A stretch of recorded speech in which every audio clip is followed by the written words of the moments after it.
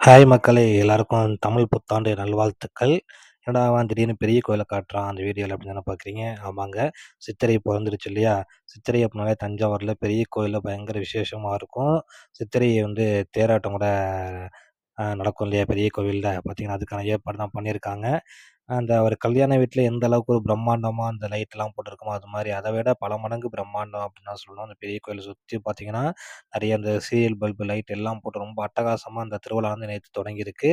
நேத்து முதல் நாள் பார்த்தீங்க அப்படின்னா, அந்த கொடிக்கம்பம்னு சொல்லுவோம் இல்லைங்களா? அதுல வந்து கொடியேற்றப்பட்டு, அந்த திருவிழா வந்து நேத்து ரொம்ப அழகா தொடங்கிட்டாங்க அப்படின்னு தான் சொல்லணும்.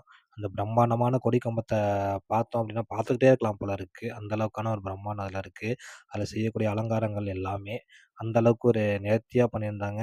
அந்த கொடிய பார்த்தோம் அப்படின்னாக்கா, அந்த கொடி பறக்கிறது வந்து நமக்கு அவ்வளோ ஒரு பிரமிப்பா இருக்கு. அந்த கொடி பறக்கிறத பார்க்கும்போது அந்த கொடி கம்பத்துல. பெரிய கோவில் அப்படின்னாலே கண்டிப்பா வந்து அந்த கோபுரம் இல்லாம அது பூர்த்தி அடையாது இல்லையா? ஆனா தான் அந்த பெரிய கோயிலோட கோபுரம். அந்த நைட் நேரத்துல அந்த மேல எரியிற லைட்டோட அந்த கோபுரத்த பார்க்கும்போது, இத விட என்னடா இருக்கு? அப்படிங்கிற மாரியான ஒரு இதுதான் நமக்கு கிடைக்குது. அந்த பெரிய கோயில் கோபுரம் தான் இப்ப நீங்க பார்த்துட்டுருக்கீங்க. அடுத்து பார்த்தீங்கன்னா, நந்தி மண்டபம். ஏன்னா அந்த கொடிக்கம்பம் எங்க இருக்குன்னா, நந்தி மண்டபம் பக்கத்துல தான் இருக்கு. இந்த நந்தி மண்டபம் பார்த்தீங்க அப்படின்னாக்க, இந்த நந்தி வந்து உங்கள பல பேர் தெரிஞ்சிருக்கும். இது வந்து ராஜராஜ சோழன் செஞ்ச நந்தி கிடையாது. அவர் செஞ்ச நந்தி தான் இப்ப நீங்க பார்த்துட்டுருக்கீங்க. அது எங்க இருக்கு அப்படின்னா, அந்த வராகி அம்மனுக்கு பக்கத்துல ஒரு சிறிய நந்தி உருவம் இருக்கும். இதான் வந்து ராஜராஜ சோழன் அவர் செஞ்ச நந்தி.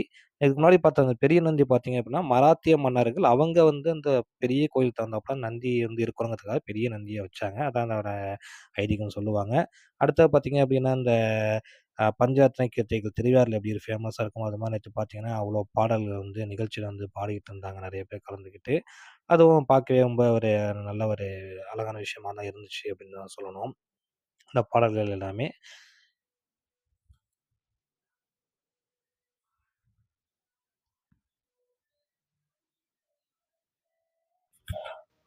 பாடலுக்கு அப்புறம் பார்த்தீங்கன்னா, நடனம் இருக்கணும் இல்லையா?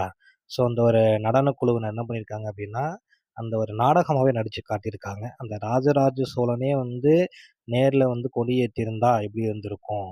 அப்படிங்கிறதுக்கான ஒரு கற்பனை நடனம், பிளஸ் ஒரு நாடகம் அப்படின்னு தான் சொல்லுவோம். அந்த நாடகம் கலந்த ஒரு நடனம்.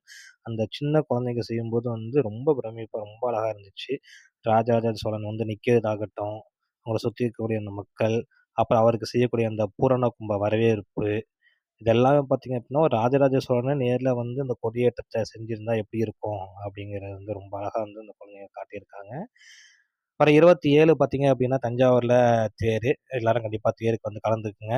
அடுத்தடுத்த நாட்கள்ல என்னென்ன அப்படிங்கிறது வந்து கிளிப்பிங்ஸ் பின்னாடி குடுத்துருக்கோம். அதையும் பார்த்து பயன்பெறுங்க. நன்றி மக்களே! இன்னொரு வீடியோல நம்ம சந்திப்போம்.